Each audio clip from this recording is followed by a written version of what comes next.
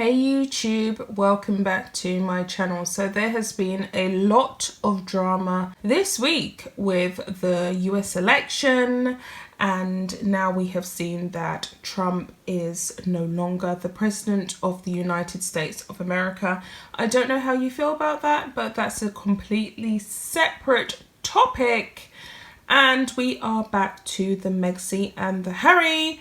Prince Harry has tried to clutch to the coattails of his former royal life by attempting to pay his respects on Remembrance Sunday. Now, his request was rejected and he is quite upset about that. But I personally feel as though it's the right thing for the royal family to have done. I think it would have definitely been inappropriate to accept the wreath from a former senior member of the royal family who has clearly chosen to not live a royal life or a British life in any way, shape or form. Now, I think that what Meghan and Harry have realised is that their only claim to fame is through their connection with the royal family, and they have desperately gone out to an American cemetery and tried to pay their respects for Remembrance Sunday. And it's very contrived, it's very self-centered, and it's very fake. That's how I feel about it personally. I can't believe that they have stooped this low and have become so desperate to try and still build that connection and keep that connection alive with the other members of the royal family who are not having any of it, and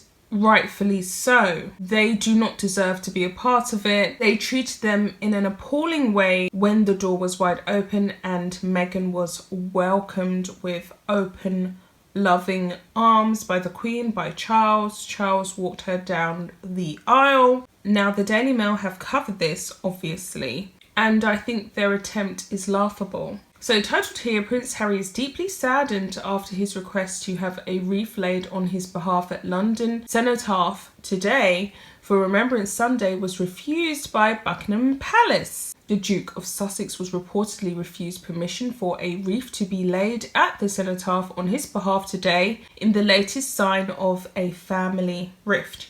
And it would have been very disrespectful for him to have been granted this respect, not only to those who have obviously passed, but also to the rest of the royal family members. If he wanted to truly acknowledge Remembrance Sunday, he would have been there in person and he would have genuinely taken time out of his day to actually be there, follow through with tradition and stand there with his wife, the Meghan, and actually have that moment of silence to pay his respects to those who lost their lives and fought for us. But he didn't do that, did he? So you didn't want to be here in January, so why should we acknowledge your presence in November? So it continues on. Prince Harry, who spent 10 years in the armed forces, made the personal request to Buckingham Palace, but was refused due to the fact that he had left royal duties in March, the Times reported. The Queen was not thought to have been informed of the request or its refusal, which is said to have deeply saddened the Duke of Sussex, the publication reports. And I really highly doubt that the Queen was not aware of what has happened. I think she was fully aware. I think all of them made an executive decision to ensure that Harry had no part to play in Remembrance Sunday in any way, shape or form.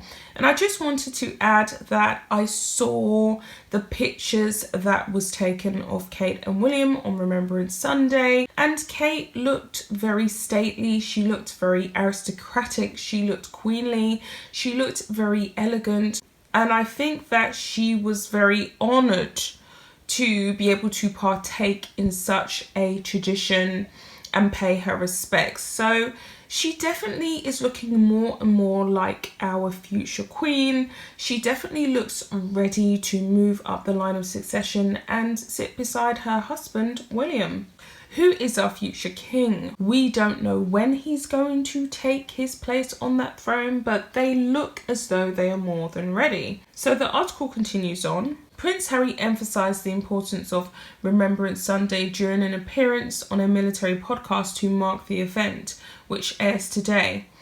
On the interview with the Declassified podcast, he described the day as a moment for respect and for hope. The former royal said, "The act of remembrance is a profound act of honour.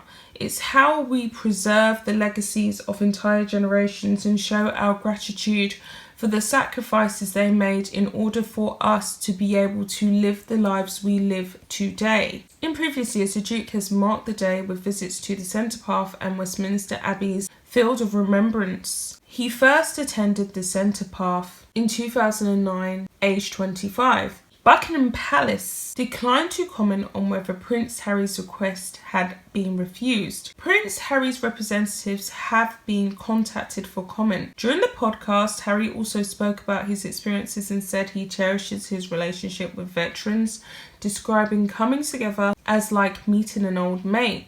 He added, "I wear the poppy to recognise all those who have served.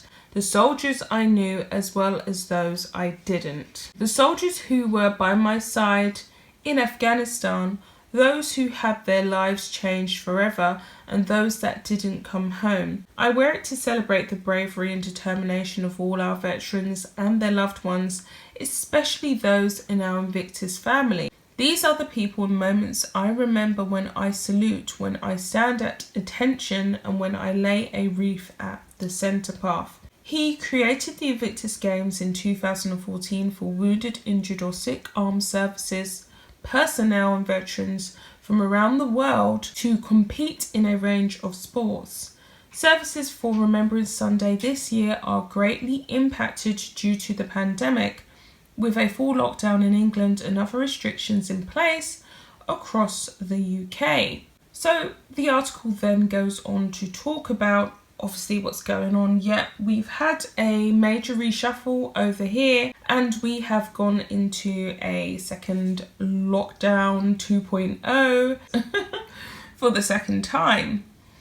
So I'm going to continue on here. The Duke of Sussex, who now lives in the United States with his wife Meghan and their son Archie, said, "Even when we can't all be together, we always remember together." On the podcast, which documents stories from the military community, the Duke also spoke about his own service, which included 2 tours of Afghanistan.